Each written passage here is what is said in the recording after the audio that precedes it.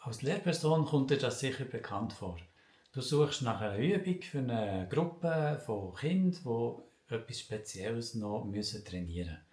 Und du suchst im Internet und siehst diese und jene Seite und das ist vielleicht zu umfangreich oder da ist nicht gerade das drin, was ich jetzt gerade üben damit oder das ist ein ganzes Päckchen, wo ich eigentlich nur einen ganzen Teil davon haben und will jetzt das auch nicht anschaffen. Und im Nu sind so 20, 30, 40 Minuten verstrichen und in dieser Zeit merkst du, ich hätte es eigentlich auch selber machen können. Beim individualisierten Unterricht haben wir immer so ganz spezielle Bedürfnisse zum Teil, wo man Übungsmaterial braucht oder wo man noch möchte, dass Schülerinnen und Schüler an dem noch ein bisschen trainieren. Und eine Herausforderung vom individualisierten Unterricht ist, dass man die Übersicht behalten kann, wer arbeitet jetzt an was und wer hat wo welche Resultate erreicht. Und wenn man eine grosse Klasse hat, ja, ist das eigentlich eine ziemliche Herausforderung, damit man auch nicht die Übersicht verliert. Mein Name ist Michael Walder, Geschäftsführer von Didaktis.M. Walder, gebe selber schon über 10 Jahre lang Schule und eines meiner Herausforderungen ist eben, den individualisierten Unterricht gut zu organisieren, gut auf die individuellen Bedürfnisse der Kinder einzugehen. Darum habe ich vor über 3 Jahren angefangen, die App zu entwickeln, Didaquiz, und das soll genau solche Sachen lösen. Dass man mit wenig Aufwand selber Übung generieren kann, dass man mit Hilfe von KI Beispielsätze erstellen kann und dass man die schnell in eine Übung umwandeln kann. Und dass man sie entweder digital lösen kann oder, wenn man Lust hat, sie auch ausdrucken kann, wenn man jetzt nicht mit dem Computer arbeiten will. Darum möchte ich euch einladen, die App kennenzulernen. Ich nehme euch auf eine virtuelle Tour mit. Los geht's! Wenn ich mich einlogge bei Didaquiz, komme ich auf die Übersichtsseite. Da sind alle die Übungen drin, die ich schon gemacht habe. Und wenn ich sie filtern nach Gruppen, kann ich hier drauf gehen. Wenn ich jetzt zum Beispiel sage, ich will nur die Übungen sehen von der P6, dann kann ich da drauf gehen und dann wird es übersichtlicher. Ich gehe jetzt nochmal zurück. Wenn ich Übung an einer Gruppe zuordnen will, dann gehe ich einfach hier drauf. Auf der linken Seite sehe ich alle Gruppen, die ich schon habe. Und ich möchte jetzt die der P6 zuordnen. Ich sehe auch gerade, wer da alles dabei ist. Klicke da drauf und tue die speichern. Alle Übungen sind auch immer digital und analog verfügbar. Wenn ich jetzt zum Beispiel diese Übung auf Papier machen, klicke ich einfach auf das Druckersymbol und ich habe einen Lückentext, den ich ausdrucken kann. Wenn ich ihn digital machen will, dann klicke ich einfach hier auf einen Link und ich habe das Ganze als digitale Übung. Und das Erstellen von neuen Gruppen ist schnell gemacht. Ich gehe hier auf der linken Seite auf Gruppen, neue Gruppe erstellen und ich kann jetzt zum Beispiel sagen, ich habe eine DATS-Gruppe und tue die speichern. Und dann habe ich noch keine Mitglieder drin, das ist jetzt eine leere Gruppe. Ich klicke hier wieder drauf und alle meine Schülerinnen und Schüler, die schon registriert sind, die kann ich hier auswählen, zum Beispiel das, das und das. Und dann habe ich jetzt 3 Schülerinnen und Schüler jetzt in dieser Gruppe.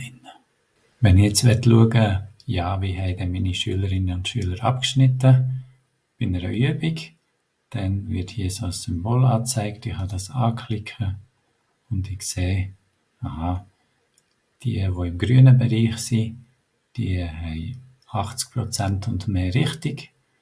Die im gelben Bereich sind so zwischen 50 und 80%.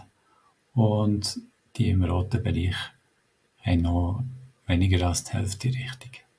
Ich kann mir die Übungen auch anschauen, um zu schauen, ja, was haben die Schülerinnen und Schüler da falsch gemacht. Und ich sehe, ja, was nicht richtig gelöst ist worden. Wenn ich eine neue Übung erstellen möchte, klicke ich einfach hier drauf, gebe der einen Namen, zum Beispiel der Vulkan, speichere das und ich habe die schon in meiner Übungsliste inne. Im Übungseditor habe ich 3 verschiedene Kategorien. Das eine sind Lückentexte. Da kann ich solche nehmen mit Optionen, mit Hinweisen oder ohne Hinweise. Ich habe Auswahlübungen, Einfachauswahl, die man auch kennt unter Multiple Choice. Oder ich kann richtig, falsch, unbekannt machen.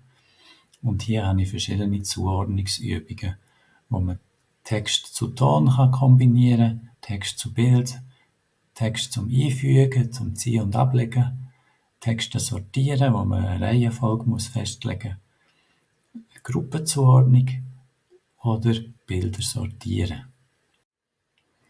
Im Übungseditor kann ich die Stufen wählen.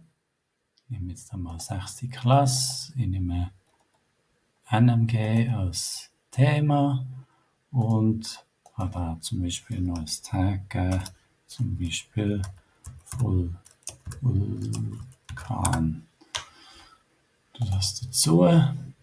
Und jetzt werde ich einen Lückentext machen mit Hinweisen. Ich nehme einen mit 6 Lücken.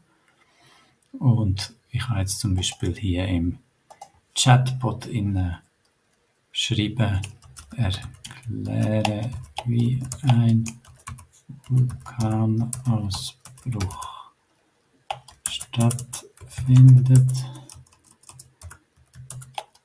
für die 6. Klasse. Das abschicken und warte einen Moment, bis ich den Sachtext bekomme.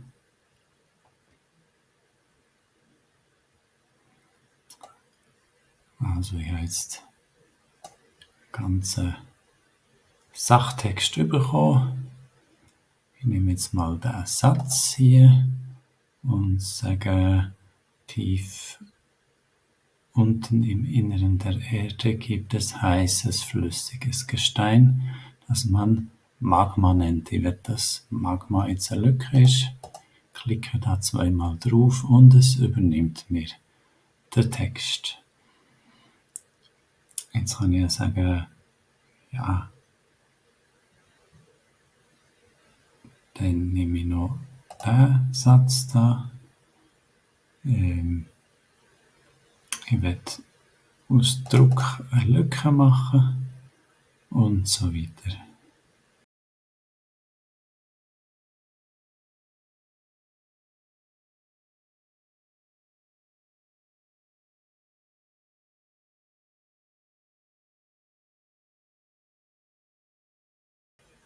Die Reihenfolge von diesen Elementen, die man da noch einfügt, ein bisschen mischen.